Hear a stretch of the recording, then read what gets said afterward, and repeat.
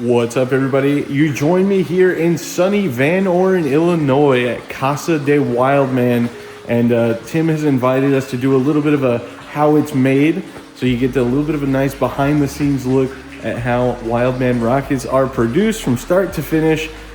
In this video, we're making a Demon 150. That's the 6-inch one. I'm super stoked about it, and of course, we're going to do a build video on that, but super stoked that you guys get to check out the whole process and that Tim was nice enough to let us go on a little adventure here in the shop. So yeah, check it out and have a good time.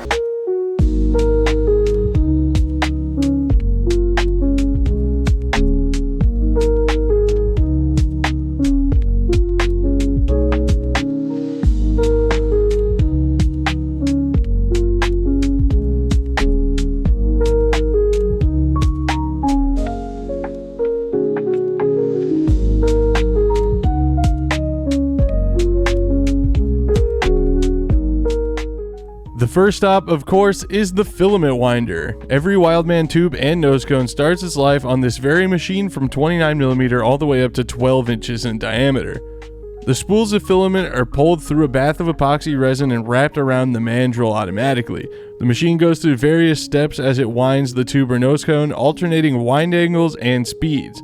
The whole winding process on this 6-inch nose cone took a hair under 30 minutes, and you can see the winder makes a single final pass as it moves from top to bottom.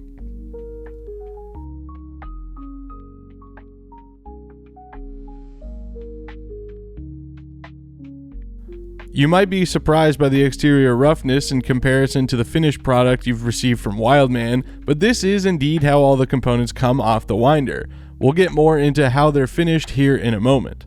From the winder, the components are put in an oven to heat cure for several hours.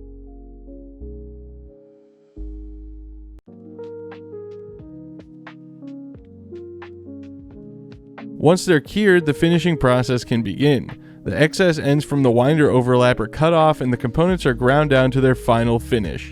For nose cones, they're placed on this grinder that makes a single direction pass to grind the nose cone into spec, and after the first pass to knock everything down, a second pass is performed to ensure it's at the desired diameter and consistency.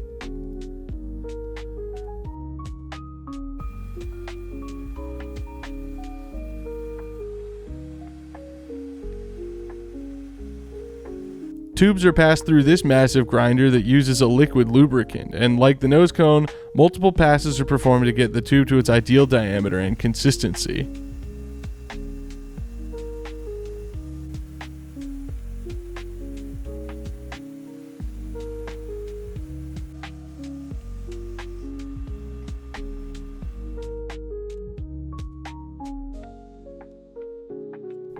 Fins and centering rings are made from G10 fiberglass and cut on this CNC router table.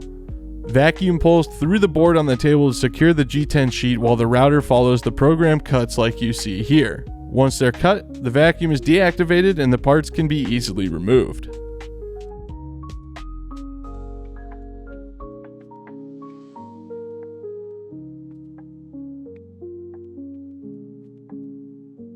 From here, the centering rings are done, but most Wildman fins have one more step: beveling. The Wildman crew carefully passes each fin through their calibrated beveling machine to ensure consistent bevels across all of the fins of the same size.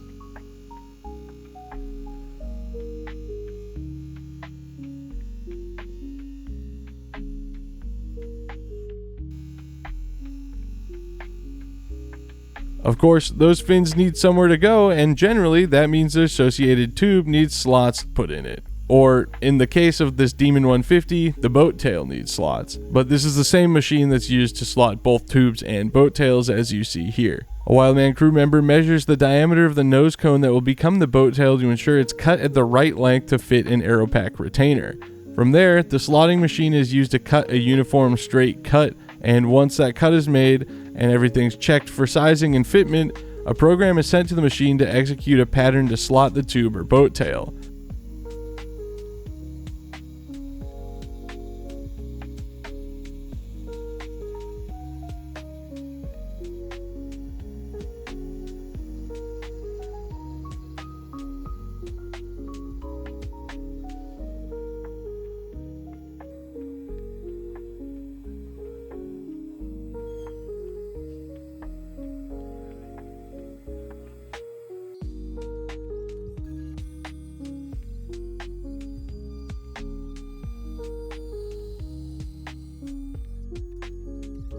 From there, it's just a matter of collecting all the parts from the machines and packaging them up to be delivered to your front door.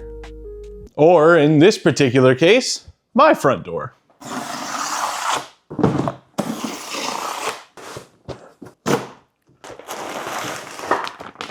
It's the right number of fins, or the wrong number if you ask the Wildman himself.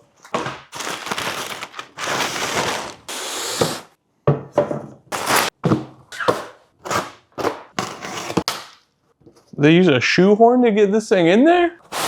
Or a hydraulic press?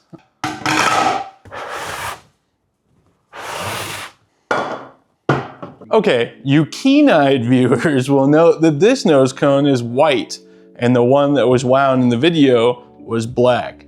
Good eye. The truth is I could have waited for the black one to get finished, or I mean, they shipped it to me, so it could have come with it, but it was like being in a candy store and I got to pick whatever I wanted. So they just said, hey, here's the 6-inch nose cones, pick whichever one you want. So I took this one. This is something they've been working on new at Wildman. I don't know how well you can see that, but there's a machine lip for the coupler to stop. See? Which means all the nose cones are now a little bit longer as well, I believe.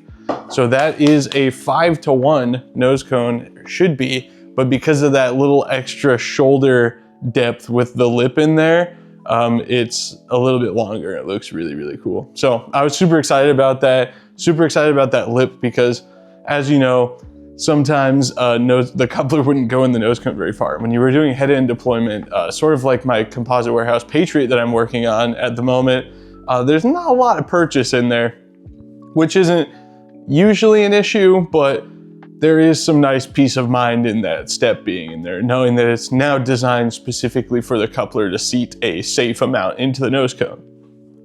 Very cool stuff. Now, I know if you watch my channel regularly or you listen to the Anti-Gravity Group podcast, which you should, you've probably heard me talk a lot about how I don't need any more rockets, but this rocket is filling a very special niche for me because I wanted a pretty big, relatively draggy, I mean, the boat tail kind of combats that thought, right? But the Demon just looks cool.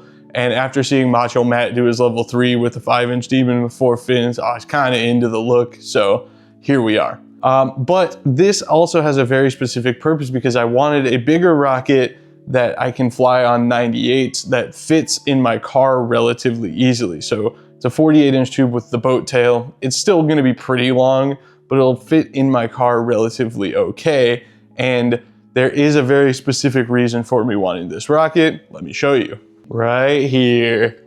This is my recently obtained 98 17.5. This is a Cosden East case.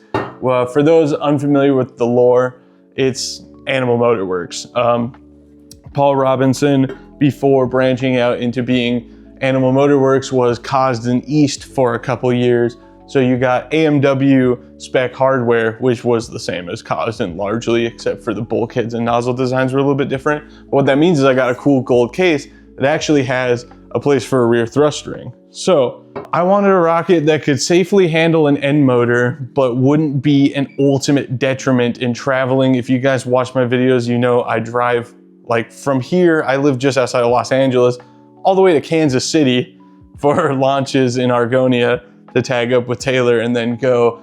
And my rockets that are end motor capable are few and far in between.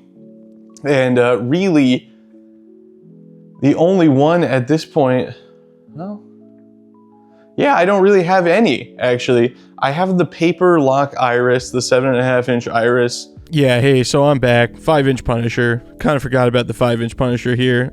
It can definitely fly on end motors, but it will also go really, really high. This thing's gonna go pretty high too, but not nearly as high as the 5-inch Punisher would. Also, after it landed with no main the first time, I'm a little bit afraid that if I fly it super fast, it'll just rip the fin off. I don't know. There's not really any basis to that consideration. But anyway, here's me forgetting I have a 5-inch Punisher some more. Which does fit in my Fiesta quite easily because of those 34-inch lock tubes, but it's really big and a little bit cumbersome, and also it's still, even though I fiberglass the tubes and it has 1/2-inch plywood, I don't know that I would fly it that fast. I've been dreaming of flying an Animal Motor Works N4000 Blue Baboon for ages, and those motors are now back in production, and guess which case they fit in, right? But not only that, I wanted to be able to have something that is a nice platform for flying 75 through 98. We can get a good range of motors in this rocket that'll allow me to take it up to Lucerne, where the waver's pretty low and the boat tail keeps the fins from being the first thing to hit on the lake bed. So hopefully we don't have any more broken fin incidents. It's just a great rocket. I want to say a huge thank you to Wildman Rocketry, not only for this fantastic rocket and for the fourth fin. If you're not aware, Wildman Tim, not a fan of the fourth fin on the Demon, but graciously did it for me and Matt. And David Reese is sort of the origin of the fourth fin on the Demon.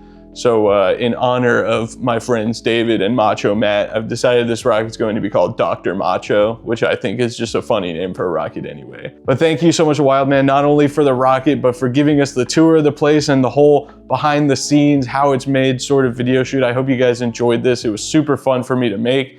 It's always a good time being at the house of Wildman. Please make sure you press the like button on this video and subscribe. It is Buildcember almost. And for those unaware, I call it Buildcember. I haven't done it for a couple of years because I haven't really been cracking down that hard, but in Decembers, I try to just go off on building rockets. So I've got multiple irons in the fire right now with a bunch of projects. It's been pouring rain and 50 degrees here in Southern California, which is very uncharacteristic, obviously, of Southern California, but it's given me a chance to sort of lock in and get a bunch of rockets ready for paint instead of just having the one built and waiting to paint it. So on these down days, I've been cracking on more rockets. I'm building another Wildman Punisher. I'm building a 5.5-inch Patriot that I talked about earlier.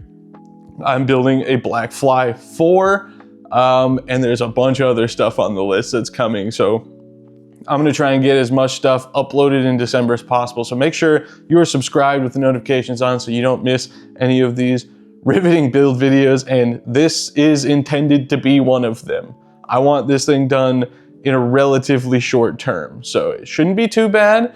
And I don't like to say those things out loud because then you, the fine viewer, can hold me accountable if I don't do it and I don't keep my word. But barring anything extreme happening, I'm planning on having this rocket built and ready to fly by the end of this year. Let's get to it. My name is Braden Carlson. You just watched a Rocket Vlogs video. If you haven't checked out the Rocket Logs app for iOS, please go check that out. It's ad-free, doesn't require internet. It's an awesome way to catalog all of your rockets, all their flights, all their specs, like ejection charge sizes, what parachutes you use, inventory all of your stuff, and it's a checklist for anything from flying rockets to loading up your car before you drive to a big launch. That's what I do to make sure I have everything with it. I use the Rocket Logs checklist now. One-time license, no subscriptions, no logins required, no internet, no data collected. It's all of your stuff on your phone and you can use it anywhere in the world because there's no internet required.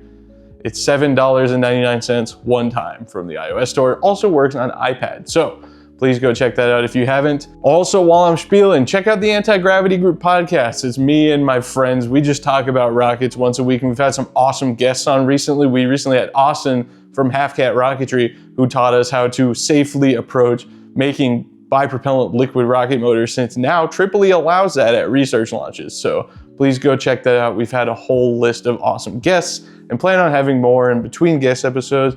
We just chatter about rocket stuff and it's a good time. Welcome to Buildcember, everybody. You just watched a Rocket Vlogs video and I will see you all shortly.